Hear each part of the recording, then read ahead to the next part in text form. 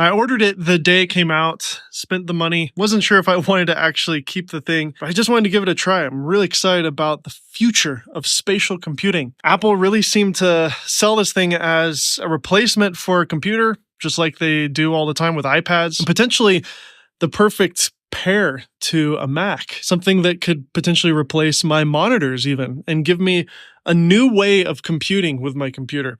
The way that I kind of imagined and dreamed using it was using it instead of my 27-inch monitor and instead of using even my laptop screen for the most part. And yes, I know it's heavy, but I got a neck brace and everything, and I was prepared and ready to give this a go. I think it would be super cool to live in this kind of augmented reality and be Tony Stark in real life.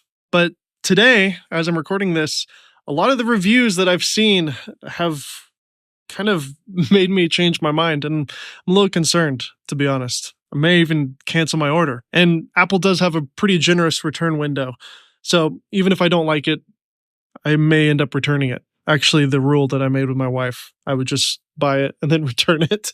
So that is what I need to do anyways. But I was hoping that if I enjoyed it enough, I could justify, maybe selling my monitor. I have a $1,500 monitor and making that my primary way of computing. Well, based on what I've seen, I don't think that's a reality anytime soon.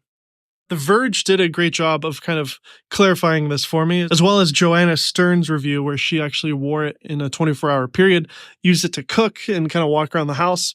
And I'll just address the first issue that I have. It's the Mac display option. Now, Apple in their marketing said you can use your computer and use the headset to augment a screen and have multiple screens. And at least that was what I thought it was. But based off of what Nilay Patel said in the Verge review, you're limited to one screen only.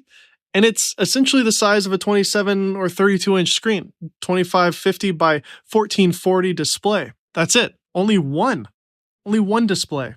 The bad news is that you only get one single 2560 by 1440 Mac display in Vision OS. You can't have multiple Mac monitors floating in space. I know, that's going to break a lot of hearts out there, but stay strong.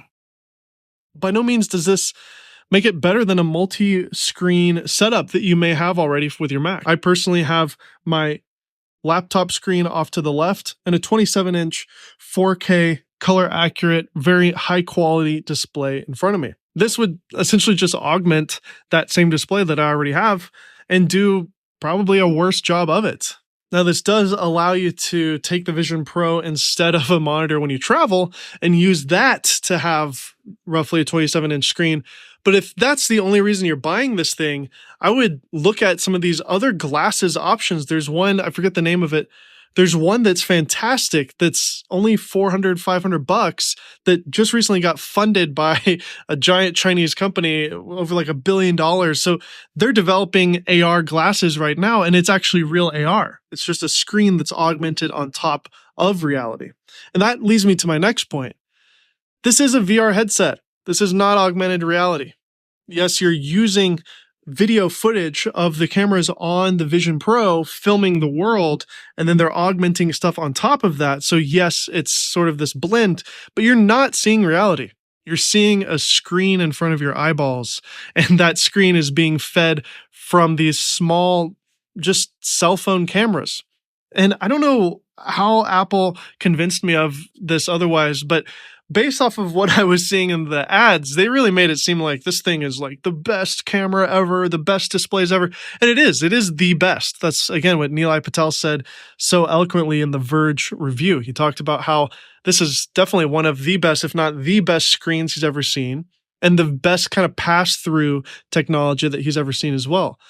But it's still like 45% of what reality actually is. I don't know how I even began to think that reality could be replicated in a headset, especially with technology that we have now. Cameras and screen technology just does not capture the dynamic range and the fidelity of our actual eyeballs. Duh. I mean, this is God's amazing earth, and it's the most beautiful thing ever. And this just to me points out the beauty of nature and the beauty of God and the beauty of what we're given with our own eyeballs. And even though Vision Pro has this kind of epic dream of like living in virtual reality and having these crazy VR experiences, which I definitely think will happen with the Vision Pro and with many others.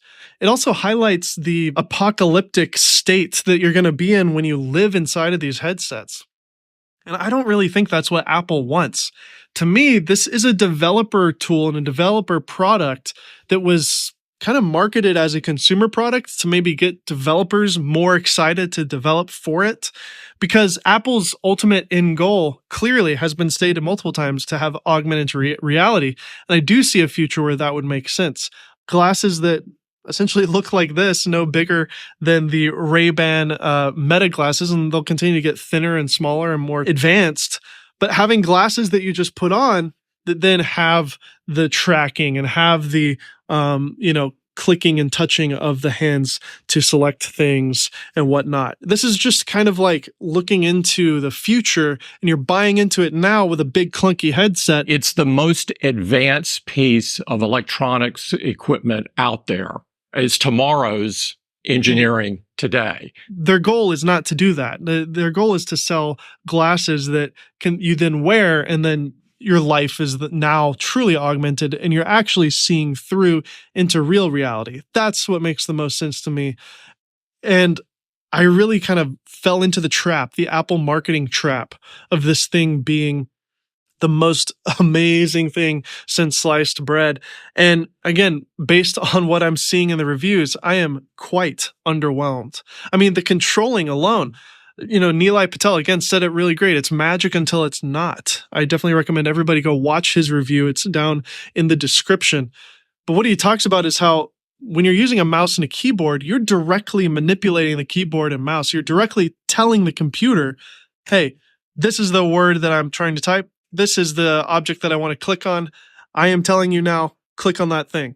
But with the little eyeball hand gesture thing, as cool as it is and as magical as it may feel, it's limited. It's never going to be as direct as a mouse and a keyboard because it's still a camera looking for your hand, thinking, okay, did he click? Did he scroll? And then with the eyeball thing, it's just constantly looking at your eyeballs and like, okay, is he looking here? Is he looking there? And as kind of first world as it sounds, it may actually get kind of tiresome to constantly be directly looking at things to select them rather than just simply using a mouse and saying this, or using a controller like MetaQuest does, where you just literally point to it. So we're still very early stages. I don't have my headset yet. It'll be coming in next week.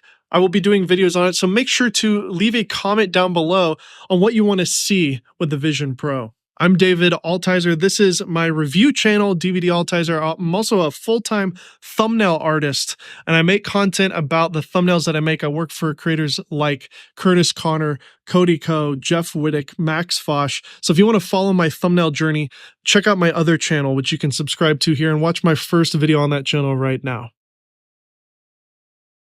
It's where I make Curtis Connor thumbnail. It's kind of fun. I'll see you later. Vision Pro, what are your thoughts?